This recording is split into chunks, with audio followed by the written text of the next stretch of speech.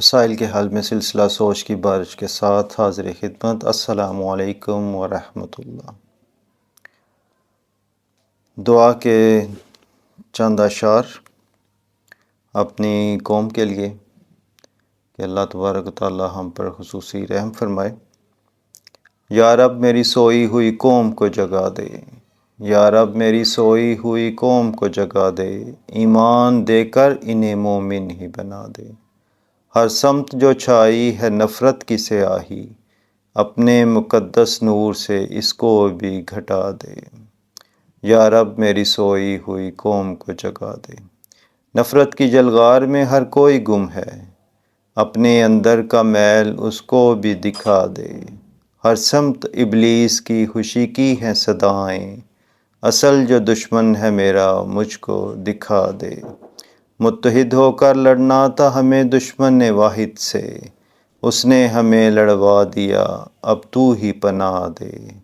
دوجے کی اصلاح کا ٹھیکہ سب نے لیا ہے، اپنی اصلاح کی شمع دل میں ان کے جلا دے۔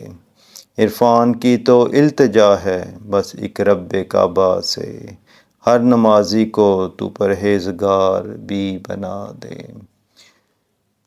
پرہیزگاری ایک بہت ہی بڑا عمل، اور اگر دیکھا جائے آپ کسی بھی ڈاکٹر سے دوائی لے کے آتے ہیں، اگر آپ کو آرام نہیں آتا، آپ دوبارہ اس کے پاس جاتے ہیں تو ڈاکٹر سب سے پہلا سوال آپ سے یہ کرتا ہے کہ آپ نے دوا طریقے کے مطابق کھائی۔ پھر دوسرا سوال کہ کیا آپ نے اس کے ساتھ جو پرہیز بتایا گیا تھا وہ بھی کیا۔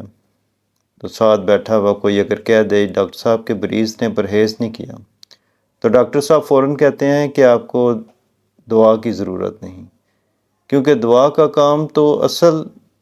کا کام اصل اگر دیکھا جائے تو بیماری کو روکنا ہے۔ یہ پرہیز ہی ہے جس نے آپ کی بیماری کو ختم کرنا ہے۔ کچھ ہمارا حال بھی اس طرح سے ہے کہ نیکیاں تو ہم کرتے جا رہے ہیں مگر گناہوں سے ہم نہیں رکتے۔ یا اس کی مثال اس طرح کہ ایک شخص جس کی تنخواہ 30,000 مگر اس کے اخراجات 40,000 ہیں، تو کیا وہ کبھی سیونگ کر پائے گا؟ سیونگ کرنے کے لیے سب سے پہلی شرط یہ ہے کہ اسے اپنے اخراجات کو کم کرنا پڑے۔ کچھ عالم ہمارا بھی ایسا ہی ہے کہ شیطان کو ہم انکل بھی بنایا ہوا ہے اور اللہ تبارک و تعالیٰ سے امید بھی رکھتے ہیں۔ تو اس کے لیے ضروری ہے کہ سب سے پہلے ہمیں گناہ سے بچنا چاہیے۔ اللہ تبارک و تعالیٰ نے قرآن پاک میں جہاں کہیں بھی اپنی بخشش اور انعام کا تذکرہ کیا ہے وہ ایمان والوں اور پرہیزگاروں کے لیے کیا ہے۔ اللہ تبارک و تعالیٰ صحیح معنوں میں ہمیں دین اسلام پر چلنے کی اور اس پر عمل کرنے کی توفیق عطا فرمائے۔ اللہ نگہبان۔